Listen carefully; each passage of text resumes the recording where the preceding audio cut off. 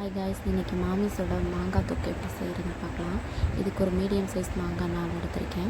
அது இந்த மாதிரி கேரட் சீவுறது, இந்த பீட்ரூட் சீவுறதுல சீவி எடுத்துக்கோங்க. இப்போ ஒரு 2 ஸ்பூன் வெந்தயத்தை எடுத்து நல்லா பொன்னிறமாக வறுத்து அது பொடியாக்கிக்கோங்க.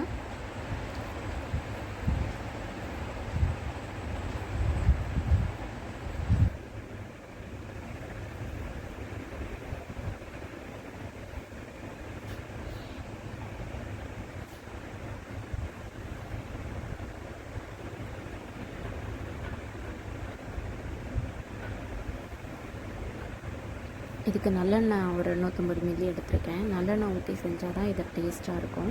ஸோ நல்லெண்ணெய் எடுத்துக்கோங்க.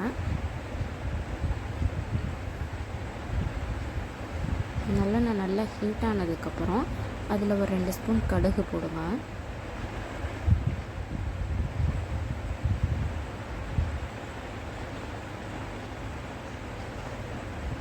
அது நல்லா பொரிஞ்சு வந்ததுக்கப்புறம் கொஞ்சம் பெருங்காயப்பொடி பெருங்காயப்பொடி போட்டு அதையும் கொஞ்சம் நல்லா பொரிய விடுங்க.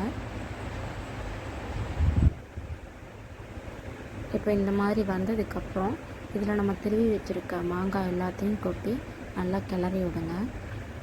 நம்ம இந்த மாதிரி சீவி வச்சுருக்கிறதுனால மாங்காய் சீக்கிரமாகவும் வெந்துடும், நமக்கு ப்ராசஸும் கம்மியாக இருக்கும். நம்ம கட் பண்ணி போட்டால் அது வேகிறதுக்கு ரொம்ப நேரம் ஆகும். மாங்காய் தொக்குனால இந்த மாதிரி செஞ்சு சாப்பிட்றது நல்லாயிருக்கும். அதுக்காக தான் இப்படி சீவிருக்கேன்.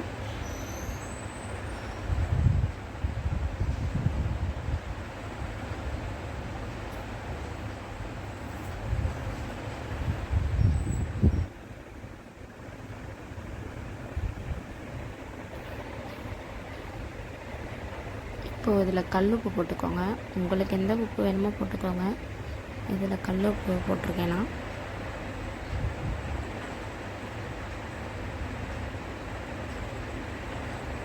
ஆக்சுவலாக நான் செய்யலை. எங்கள் வீட்டு பக்கத்தில் இருக்க மாமி எங்கள் அக்கா ப்ரெக்னன்சி டைமில் அவங்களுக்காக செஞ்சு கொடுத்தது. இதில் மஞ்சத்தூள் 1 ஸ்பூன் ஆட் பண்ணிக்கோங்க.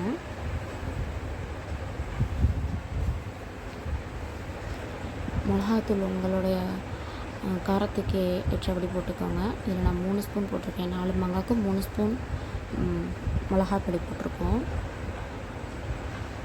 உங்களுக்கு காரம் வேணும்னா இன்னும் கொஞ்சம் கூட ஆட் பண்ணிக்கோங்க. காரமாக சாப்பிட்டா தானே இது நல்லாயிருக்கும். இப்போ கடைசியாக அதை நம்ம பொடி பண்ணி வச்சுருக்கோம் இல்லையா வெந்தயம், அதை இந்த கடைசியாக நல்லா வெந்த ஸ்டேஜில் அந்த எண்ணெயெல்லாம் பிரிஞ்சு வரும். அந்த ஸ்டேஜில் போட்டு இந்த மாதிரி பண்ணிவிடுங்க. கொஞ்சம் நேரம் தான் அது, அவ்வளோதான். அதை பாருங்கள், எண்ணெயெல்லாம் எவ்வளோ பிரிஞ்சு வந்துருக்கு. தேங்க்ஸ் ஃபார் வாட்சிங்.